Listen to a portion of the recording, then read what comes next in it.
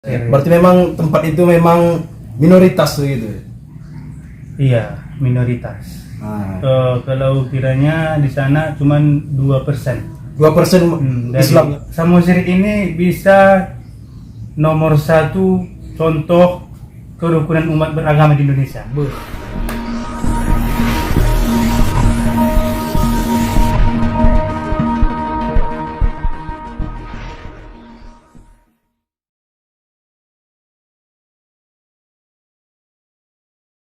Ya, assalamualaikum warahmatullahi wabarakatuh. Waalaikumsalam warahmatullahi wabarakatuh. Nah, hari ini kita berjumpa sama salah seorang ustadz kiai yang sedang berdakwah di tempat minoritas di pedalaman Sumatera Utara. Di mana Ustaz? Apa ya tempat dakwahnya Ustaz? Oh, saat ini kita lokasinya di daerah Samosir. Daerah Samosir. Samosir. Berarti memang tempat itu memang minoritas gitu. Iya, minoritas. Nah, Kalau kiranya di sana cuma 2%. 2% dari- Islam, yang lainnya berarti non Islam gitu. Iya, Berarti memang betul-betul minoritas Ustaz ya. iya minoritas. Nah, jadi udah berapa lama di sana berdakwah Ustaz?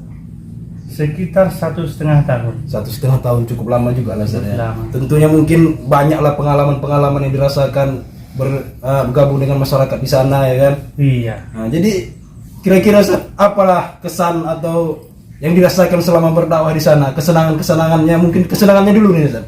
Wah. Nah, kemudahan mungkin apa yang Oh, di sana dapat kesenangannya kesan- paling dapat indah di ya? sana itu keragaman kita di sana solid, bagus dia. Masih kerukunan umat beragamanya masih saling membahu. Oh, jadi sesama umat Islam walaupun dengan orang yang non Islam Nah, hubungannya erat gitu. kan? erat dia. Tidak ada permusuhan lah gitu. Pernah saya dengar ungkapan seseorang bahwa Samosir ini bisa nomor satu contoh kerukunan umat beragama di Indonesia. Beuh. Pernah saya dengar seperti itu. Berarti di tempat Ustaz ini salah satu ikon lah disebut Oh, bisa jadi ikon di sana. terbaik lah masalah toleransi antar agama gitu. Iya. Mungkin cocok itu contohnya ya. Iya. Iya. Jadi tentunya kalau ada kesenangan yang dirasakan mungkin ada juga kesulitan lah ya, Ustaz. Pastilah. Jelas lah ya. Pastilah. Kesulitan. Jadi kalau kesulitan berdakwah di minoritas ini kira-kira apa lah yang dirasakan Ustaz? Kalau kesulitan kita di sana tuh ya kesempatan masyarakat kita untuk dibina. Karena mereka di sana mencari nafkah tuh ada tuannya, bukan. Oh iya, maksudnya kerja sama orang lain gitu. Iya, sama orang lain. Nah, karena orang tuh dipekerjakan di sana bukan pemilik perusahaan apa itu kerja Iya, batu iya, bata. iya. Orang tuh tinggal di gubuk-gubuk yang kecil-kecil.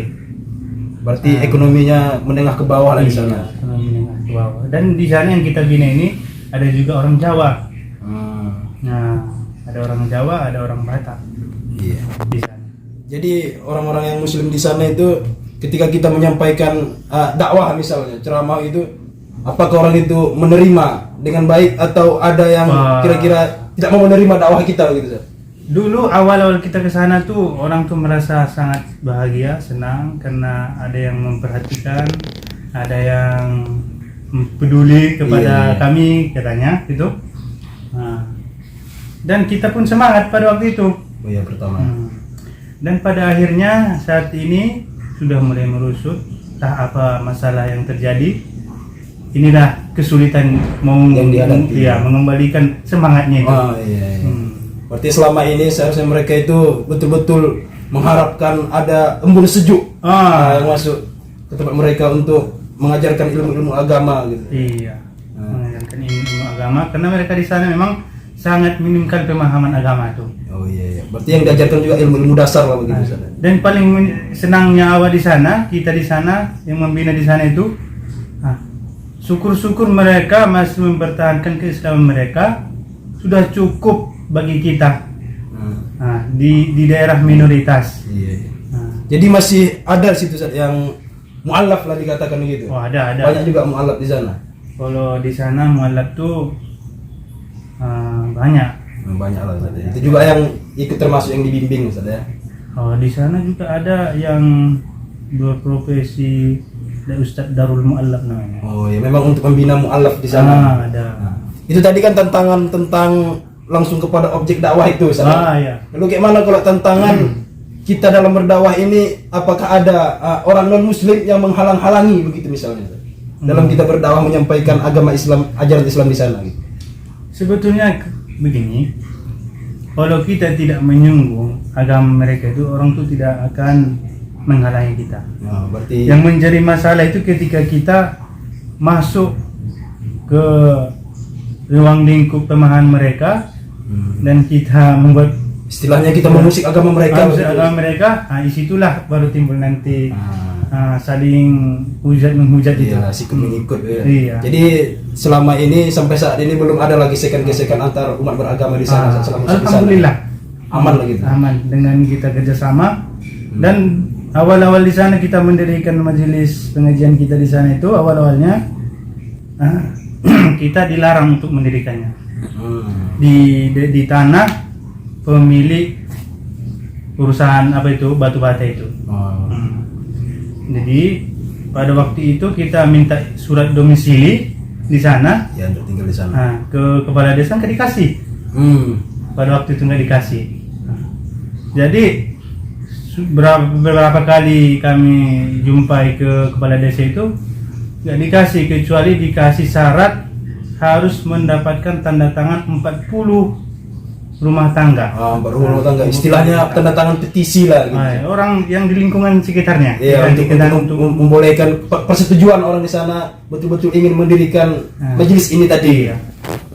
Jadi berarti akhirnya singkat cerita jadilah majelis itu tadi. Sebelumnya itu seminggu kita tunggu. Dalam jangka seminggu ini kita tunggu belum bisa. Sehingga kita jumpai di sana pemilik tanah itu, dan kebetulan pemilik tanah itu adalah mantan kepala desa juga. Dan sekaligus dia adalah seorang pendeta. Pendeta. Jadi kita di situ bincang-bincang.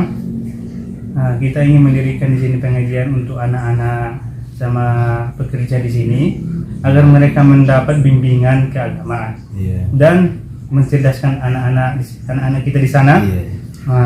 Berarti itu tadi pada akhirnya dibolehkan sama kepala desa itu tadi. Ya, jadi mantan kepala desa ini kami ajak mantan pendeta juga. Bukan mantan ya. Masih pendeta. Masih pendeta itu. Masih pendeta sekarang.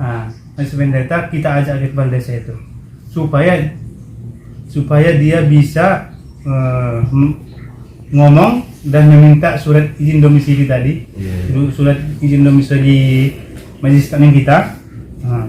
Akhirnya kita menunggu di luar, dia yang masuk ke ruangan kepala desa dan dia entah apa yang dibincangkan di dalam di situ sehingga dapatlah surat domisili itu. Inilah indahnya. Berarti itu tadi kembali kepada memang betul-betul toleransinya tinggi. Toleransinya tinggi. Baiklah, mungkin itulah cerita ringkas dari Ustadz kita yang sudah berkecimpung di dunia dakwah selama 1,5 tahun di pelosok pedalaman Sumatera Utara, tepatnya di Kabupaten Samosir. Jadi begitulah kesan-kesan dari Ustadz kita ini. Demikian saja video singkat ini kami akhiri. Assalamualaikum warahmatullahi wabarakatuh.